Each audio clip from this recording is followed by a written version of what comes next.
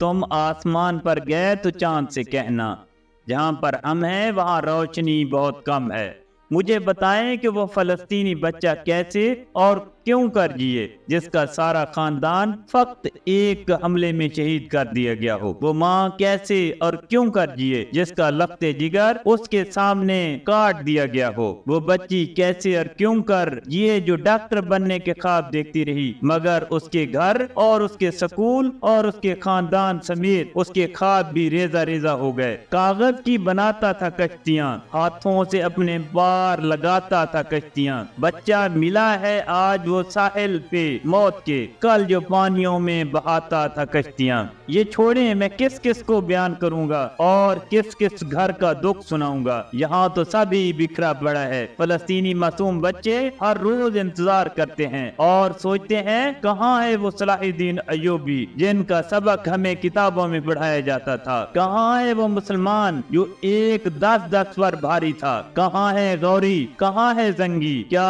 अब कोई गजनी नहीं आएगा। बैतुल मुकद्दस की दीवारें पुकार रही हैं कि देखो मुझे बचाने, क्या कोई अयूबी नहीं आ रहा। आवाज आती है इस्लाम अमन का दर्स देता है। क्या अब इस्लाम में कोई मोहम्मद बिन कासिम पैदा नहीं होता। आवाज आती है इस्लाम अमन का दर्स देता है। क्या अब इस्लाम किसी अब्दुल मजीद को जन्म नहीं देता। आवाज आती है इस्लाम अमन का दर्स देता है। क्या इस्लाम में कोई सलाहुद्दीन अय्यूबी नहीं जन्म लेता। जी इस्लाम अमन का दर्स देता है। अब इस्लाम में कोई तारिक बिन ज़ियाद सैल पर कश्तियां नहीं जलाता। आवाज आती है इस्लाम अमन का दर्स देता है। दुनिया के 57 इस्लामी ममालिक पर ऐसा वक्त भी आना था कि गैरत का जनाजा उठ चुका है। अब कोई पुकारे सलाहुद्दीन अय्यूबी को कि अय्यूबी उठ कब्र से हाल देख अपनी मस्जिद अक्सा का। अय्यूबी उठ कब्र से कि इस्लाम की बेटियां पुकार रही हैं। तलवारें बेच कर मुसल्ले खरीद लिए तुमने, बेटियां लुटती रही और तुम दुआएं करते रहे। अफसोस कि हम भूल चुके हैं कि फिजाए बदर पैदा कर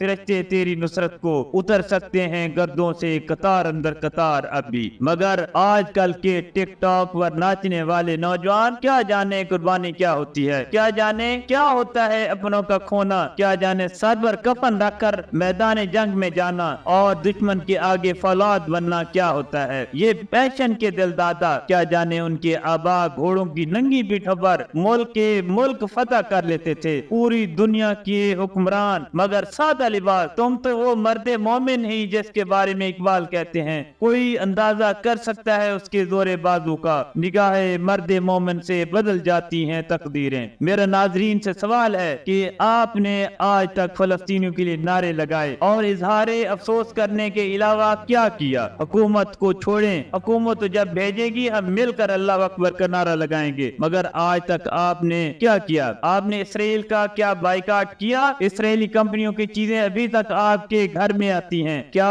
उनके खाने पीने की चीजों के अलावा आपका गुजारा मुमकिन नहीं। बातें तो हर कोई करता है, इजहार अफसोस तो सबको करना आता है, मगर पता तो तब चलता है जब इम्तिहान का वक्त आता है और लोग सवाल उठाते हैं कि एक क्लिक करने से क्या होता है, मगर कतरा कतरा ही मिलकर दरिया बनता है। आप बाकियों को छोड़ें, आप अपना बताएं क्या आपका ज़मीर गवारा करता है कि आपके दिए गए पैसों से इन मासूम फलस्तीनियों के लिए बम और बारूद खरीदे जाएंगे, उनकी लाशें गिराई जाएंगी। आप बाकियों को छोड़ें, आप अपना बताएं कल को उस नबी सल्लल्लाहु अलैहि वसल्लम के सामने जो आपके लिए सारी जिंदगी रोते रहे हैं किस मुंह से जाएंगे। आपने खुदा को अपना जवाब देना है, दूसरों का नहीं, और आपने अपना हिसाब देना है, दूसरों का नहीं। और आखिर में फक्त इतना कहूंगा, बिस्तर पर बड़े तकान निकलेगी तेरी, खुल खुल के सितम के खेल खेले तूने, घुट घुट के बदन से जान निकलेगी तेरी, खुल खुल के सितम के खेल खेले तूने, घुट घुट के बदन से जान निकलेगी तेरी।